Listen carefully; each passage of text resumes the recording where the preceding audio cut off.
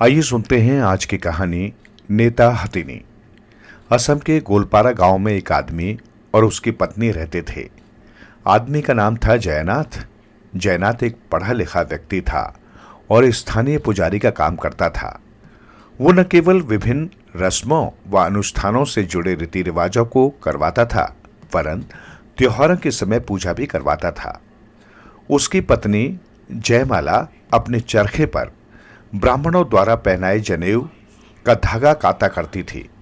दोनों मिलजुल कर इतना कमा लेते थे कि उन्हें प्रतिदिन 2 वक्त का भोजन मिल जाता था।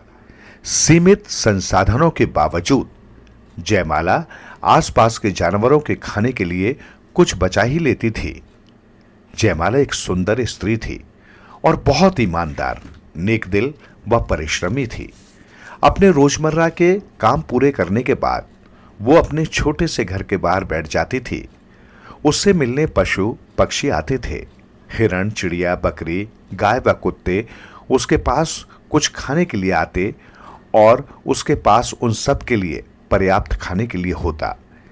कई बार हाथी भी आते, उसके घर के बाहर इंतजार करते और जयमाला के पास जो कुछ भी होता वो उन्हें खाने को दे देती।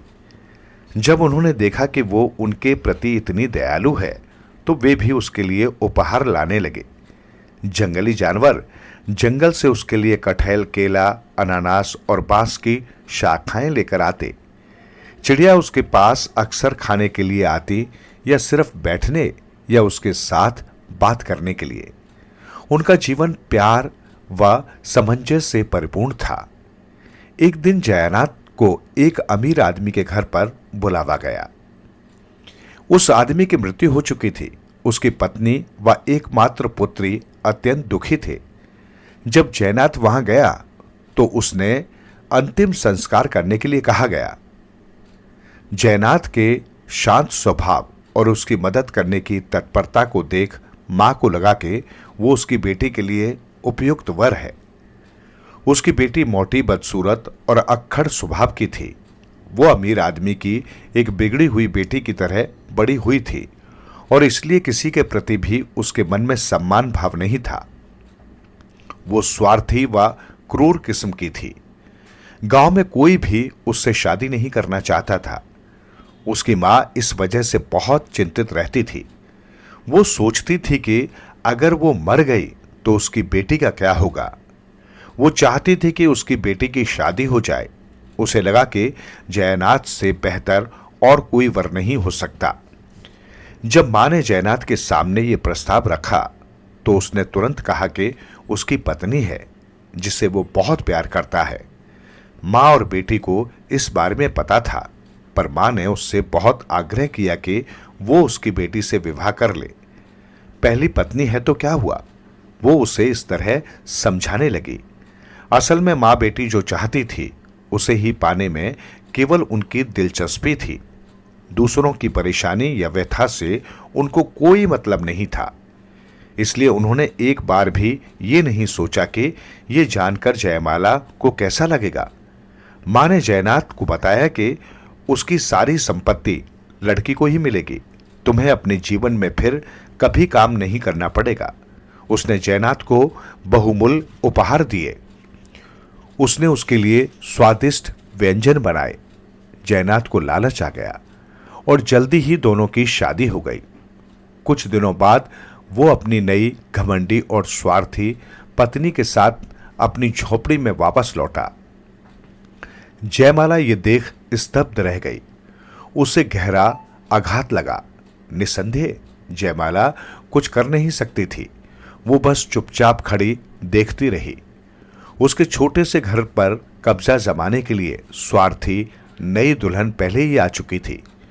कुछ ही दिनों में उसने उनके छोटे से घर के बगल में अपने व अपने पति के लिए एक 2 मंजिला कोठी बनवा ली और दोनों वहां रहने लगे।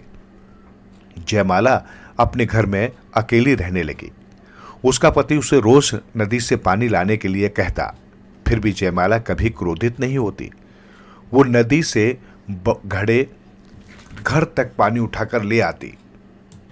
वे उसे खाने के लिए कुछ सूखी रोटियां दे देते। उन सूखी रोटियों को भी जयमाला कभी नहीं खाती, वो उन्हें अपने यहां आने वाली चिड़ियों को खिला देती। अक्सर जयमाला नदी पर जाती और उसके किनारे पर बैठकर रोती। क्या जिंदगी है, वो सोचती। मेरी कोई गलती नहीं है, फिर भी मुझे यातना झेलनी पड़ रही है।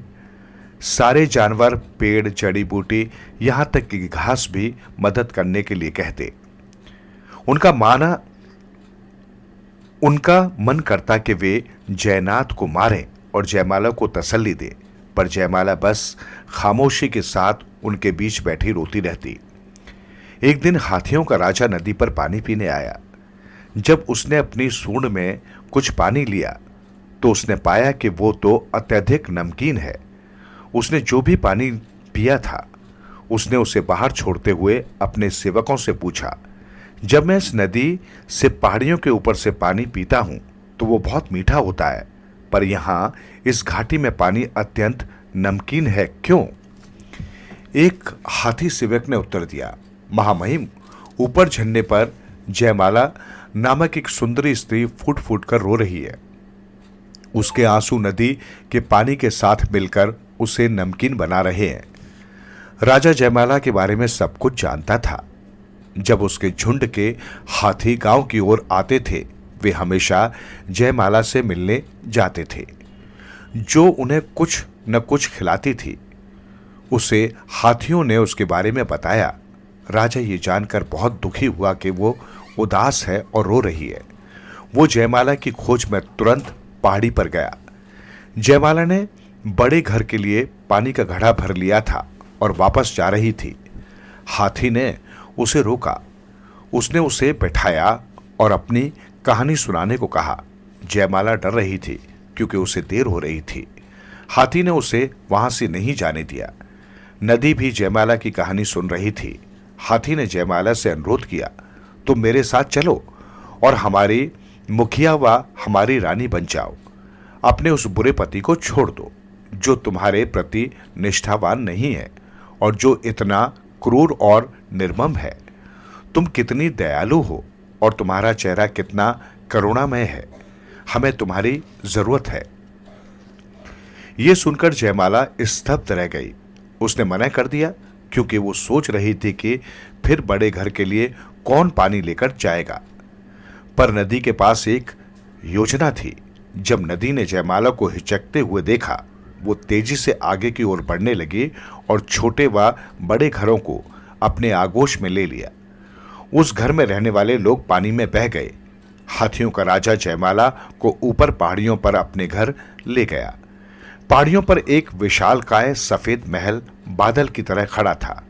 राजा ने जयमाला को सिंहासन पर बैठाया और हजारों हाथियों ने चिंघाड़ते हुए उसके आगे सिर झुकाया। जयमाला बहुत ही सुंदर लग रही थी। फिर राजा 7 झरनों से 7 रंगों वाला पानी लाया। जैसे ही उसने जयमाला पर पानी डाला, वो एक हथनी में बदल गई। जोर से चिंघाड़ते हुए सारे हाथी, लंबे नाटे छोटे बड़े, सब ने उसके आगे सिर झुकाया। जयमाला हथनी बनकर खुश थी।